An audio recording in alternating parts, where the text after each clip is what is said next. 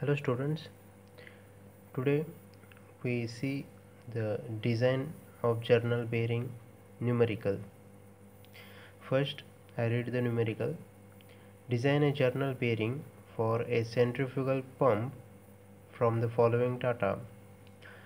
Load on the journal is equal to 20,000 Newton. Speed of the journal is 900 rpm. Type of oil is SAE 10.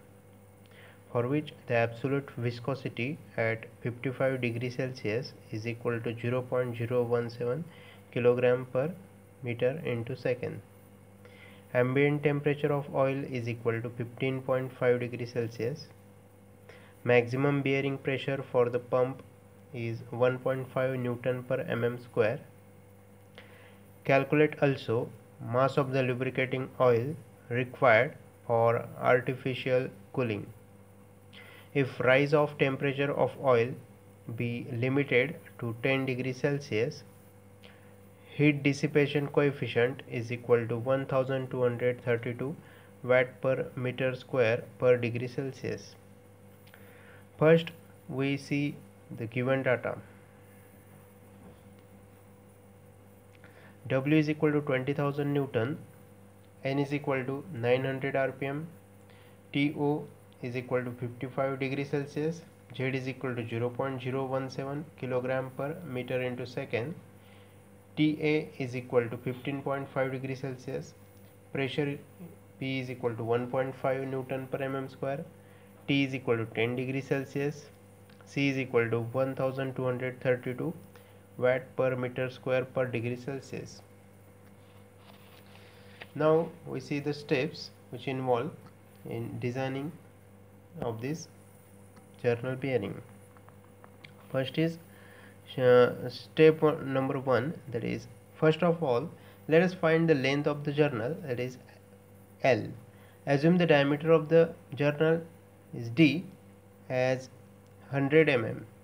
From the standard table we find that the ratio of L by D for centrifugal pumps varies from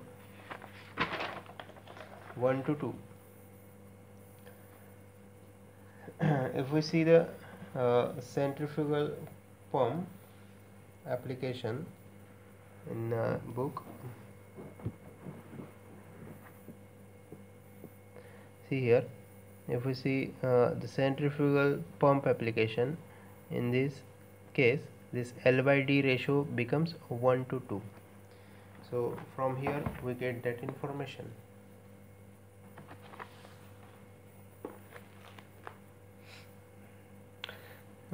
Let us take L by D is equal to 1.6.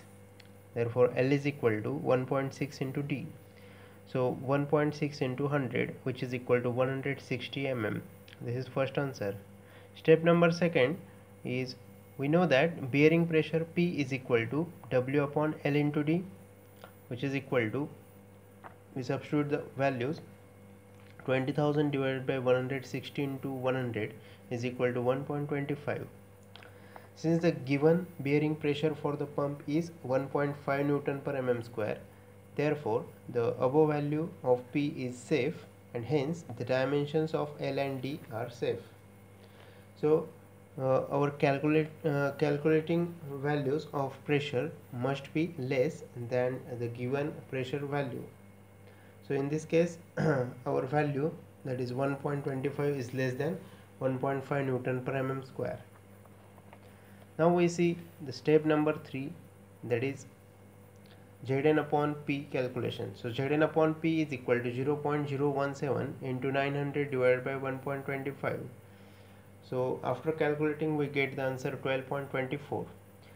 Now from the standard table, if we observe the standard table for Zn upon P value for centrifugal pump, again we see the book. So for centrifugal pump, and if we observe the value for Zn upon P, then that value becomes 28. So here we take that value 28 from the standard available table, we already see that the minimum value of the bearing modulus at which the oil film will break is given by 3K is equal to Zn upon P. So bearing modulus at the minimum point of friction, that is K, is equal to 1 upon 3 into Zn upon P is equal to, we substitute Zn upon P as 28, so 1 upon 3 into 28 is equal to 9.33. So since the calculated value of bearing characteristic number, that is Zn upon P, is equal to 12.24 is more than 9.33, therefore the bearing will operated under hydrodynamic conditions. So if we see the next step, that is step number 4, from the standard table we find that for centrifugal pump the clearance ratio value. So from again the standard table, if we observe the C by D value for a centrifugal pump, that is this C by D value, then this value is 0.0013. we take this value, so C by D is equal to 0.0013. Again next step number 5 is, we know that the coefficient of friction mu is equal to 33 upon 10 raised to 8 into bracket Zn upon P into D upon C plus K. So 33 upon 10 raised to 8, in place of Zn upon P we substitute the value as 12.24, which we already calculated here. So into D upon C, that is 1 upon 0.0013, because C upon D is 0.0013. So we plus K is already calculated, that is 0.002. So we substitute all, after calculating we get 0.0031 plus 0.002 plus is equal to 0.0051. Next step is calculating heat generated, that is Qg is equal to mu into W into V, which is equal to mu into W into, we know that V becomes pi dN upon 60. We already calculated mu value, we know the W value, and here we know the D value and speed N. So 0.0051 into 20,000 into bracket pi into 0.1 into 900 divided by 60. After calculating we get Qg is equal to 480.7 watt, where we substitute D is in meters. Next step is step number 7, that is heat dissipated. We calculate heat dissipation also. So Qd is equal to C into A into bracket Tb minus Ta, which is equal to C into area, we substitute L into D into bracket Tb minus Ta. So we calculate this Tb minus Ta is equal to 1/2 into To minus Ta, which is equal to 1/2 into, we know that To is 55 degree Celsius and Ta is 15.5. Substitute that values, we get this bracket, that is Tb minus Ta is equal to 19.75 degree Celsius. After that we get the value, that is Qd is equal to 1232 into 0.16 into 0.1 into 19.75, which is equal to 389.3 watt, where L and D is in meters. We know that the heat generated is greater than the heat dissipated, which indicates that the bearing is warming up. Therefore either the bearing should be redesigned by taking To is equal to 63 degrees Celsius, or the bearing should be cooled artificially. We know that the amount of artificial cooling required is equal to heat generated minus heat dissipated, so which is equal to Qg minus Qd. We substitute both the values, that is 480.7 minus 389.3, which is equal to 91.4 watt. Now we see mass of lubricating oil required for artificial cooling.